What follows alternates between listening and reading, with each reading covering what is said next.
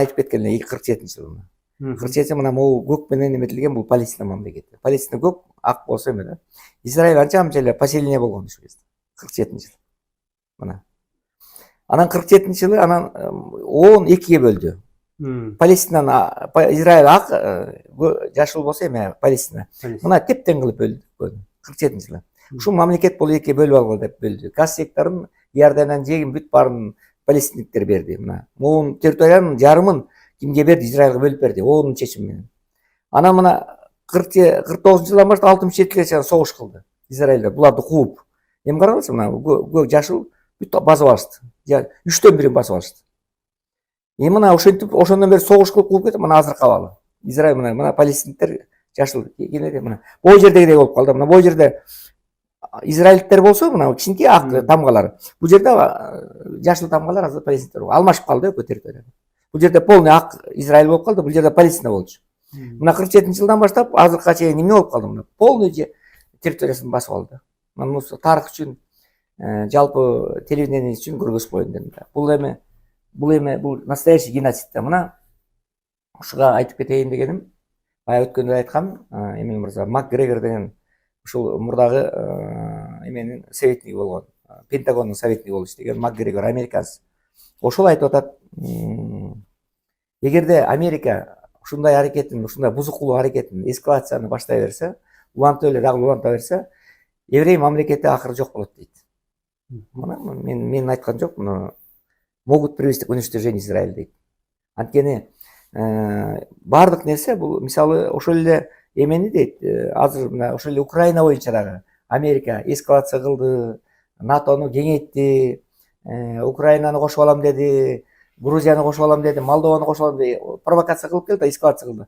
Акыры мына согуш болду, эми азыр Украинада абал кандай болду? Мына шаарлар талкаланып турабы? Кандай трагедия болуп атат?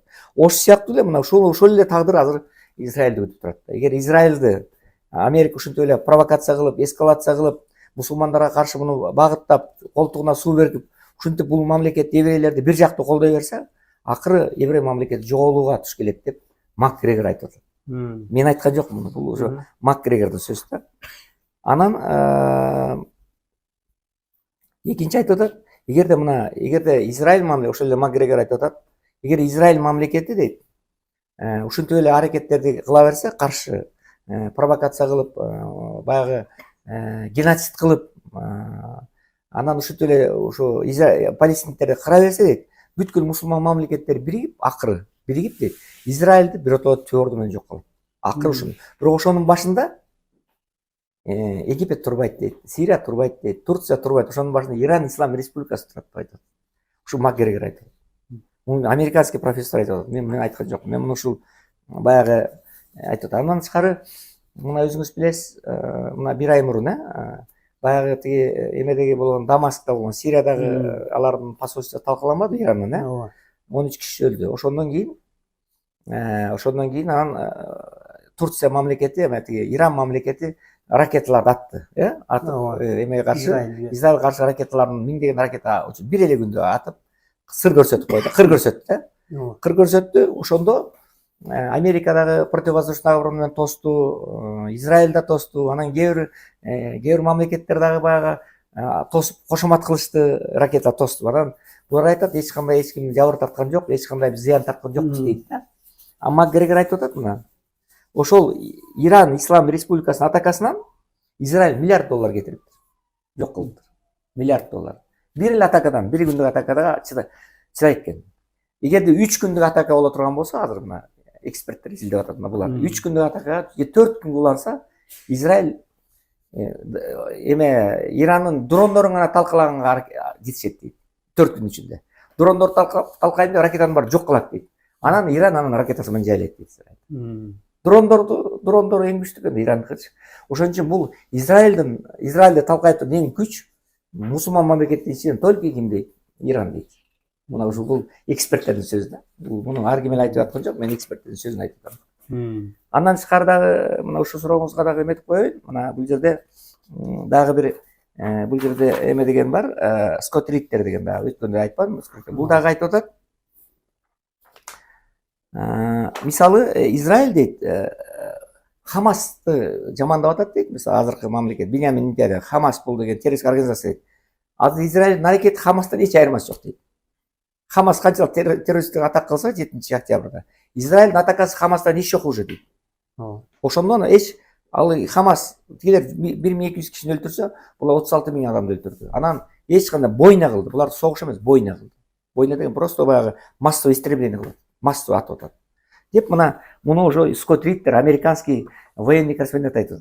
Бул эме дейт, просто военный преступление дейт да.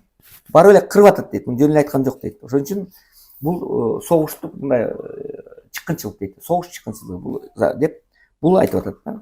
Андан тышкары ушул Израиль дейт, Израиль 10 жылдан канча 76 жылдан бери эмелерди Палестинада талкалап кетти. Массовый кырып келет дейт. А бирок дүйнөлүк коомчулук дейт эме мырза. Мисалы адам укугу, сөз эркиндиги деп кыйкырып келет да, пикет, митинг деп. А буларды өлтүрүп атканда как будто ничего эчтеке болгон жок. Как будто эчтеке өлгөн жок эч ким. Дүйнө коомчулугу Америка баштап, Япония баштап, Англия баштап, Франция баштап, Канада баштап, мен демократиялык өлкөлөр деген бар. Как будто кулак муруну жок, көзү көргөн жок, кулагы уккан жок да. Как будто бир Израилдин өлгөнү ал адам эмес бул катар көрүп келдик. Муну Скотт Риттер айтып атат. Американский журналисттер айтып атат. Муну мен айткан жокмун. Бул деген аябай эме да мындай. Анан эме Израилдин эмеси бар экен, министр оборонасы. Ал мынтип айтыптыр. Израилдин министр оборонасы жакында телевидениеге чыгып айткан экен. Палестиналар бул айван дептир. Палестиналар бул мал дептир. Аны аларды өлтүрө берсе, бирөөтө түп орду менен кырып жоготушубуз керек. Не деген? Министр обороны Израиля бул палестиналардын баардыгы мал, буларды түп орду менен кырып жоготушубуз керек дептир. Мына ушунун өзү мына Скотт Риттер айтып атат. Мен айткан жокмун.